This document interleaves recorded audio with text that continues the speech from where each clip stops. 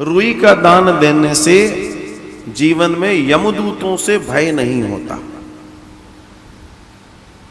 जो व्यक्ति अपने जीवन में रुई का दान देते हैं, बहुत ध्यान दीजिएगा। नमक का दान देने से यमराज से कोई भय नहीं होता। ये दो दान भी बहुत कीमती हैं, एक रुई का दान और एक नमक का दान। नमक का दान, अब सोचो, नमक और रुई कोई कीमती चीज है? शास्त्रों में एक एक चीज बहुत तरीके से और बहुत वैज्ञानिक दार्शनिकों के द्वारा लिखी गई है। मैं छोटी सी बात कहना चाहता हूं। कई बार लोगों को लगता है कि ये सारे शास्त्र, पुराण, उपनिषद ब्राह्मणों ने अपने हित के लिए लिख दिए हैं।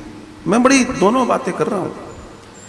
अब अगर स्वर्ण की दान की बात है तो फिर धीरे से चांदी का दान भी लिख देते, कांसे का भी लिख देते। भाई लिखना ही होता तो लिख देते। ये रुई और नमक का क्यों लिखा? फिर इसमें क्या मिलेगा? कुछ समझ आया? इसका मतलब जो भी यहां पर चीजें लिखी गई हैं वो परमात्मा ने आपके और हमारे कल्याण के लिए लिखी है। ये समझना चाहिए प्रत्येक जीव और व्यक्ति को पूरे सम्मान के साथ। तो यहां लिखा है कि जो व्यक्ति कपास, रुई का दान करता है, जो व्यक्ति नमक का दान करता है। आपने कई लोगों को देखा होगा, भंडारा आदि चल रहा होता, वो नमक लेके पहुंच जाते हैं अपना, भैया हमारा नमक। अब तुमने भले घी का टीन दिया हो 12,000 15,000 का, लेकिन स्वाद तो 12 रुपए के पैकेट से ही आएगा। है चातुर माल चौगनों की नो, मूर्ख मूल गवायो। ये चतुराई है। मंदिर में गए, महाराज ये रुई रख लो, बत्ती बनाते रहना। हम तो बत्ती भी बना कर ले आए। लो, कुछ माताएं पूरा डब्बा लेकर आती हैं घी में डूबी, लो हमने तैयार कर दिया, आप तो लगाना। क्या है ये? तीर्थों में एक और चीज होती है, अभी लोगों को नहीं मालूम।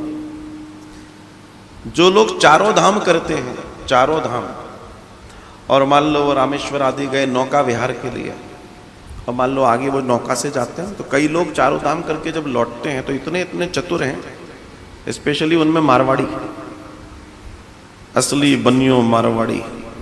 हाँ, जय हो। ज्ञान की बात है, करते आ रहे हैं ना वो, इसलिए मालूम है। तो वो क्या करते हैं, जितने तीर्थयात्री चारों धाम करके आए हैं तो वो एक बड़ी सी नौका बुक कर लेते हैं, बोला इन सबको नौका विहार कराओ। तो वो पार जाना है, सबको जाना है वहां पर। वो बिठा रहा है, भैया कितने पैसे? बैठो बैठो हो जाएगा, बैठो बैठो हो जाएगा, बैठो बैठो। कितने पैसे? बोला हो जाएगा हो जाएगा, बैठो बैठो बैठो बैठो बैठो। अब उस पर 200-400 लोग बैठ गए, जो ये तीर्थ यात्रा करके आए हैं, चारों पांचों धाम करके आए हैं। और आखिरी में सेठ जी और सेठानी आके मल्ला से कहते हैं कितने हुए? बोला माता जी 20,000 रुपये हुए। ये पकड़ 20,000। काहे के? वो जितने लोग ऊपर चढ़े उनका किराया। और धीरे से नौका को ज्यों धक्का दे देते हैं, जयराम जी की पूरा पुण्य निचोड़ के ले गया मारवाड़ी। हैं? समझ रहे हो? ध्यान रखना आंख से। छोटी छोटी चीजें हैं, करोगे तो लाभ मिलेगा, ऐसा नहीं है। हर चीज का लाभ है भाई। जिसको निचोड़ना आता है वो निचोड़ ले, वरना तो फिर गाय लात भी मारती है।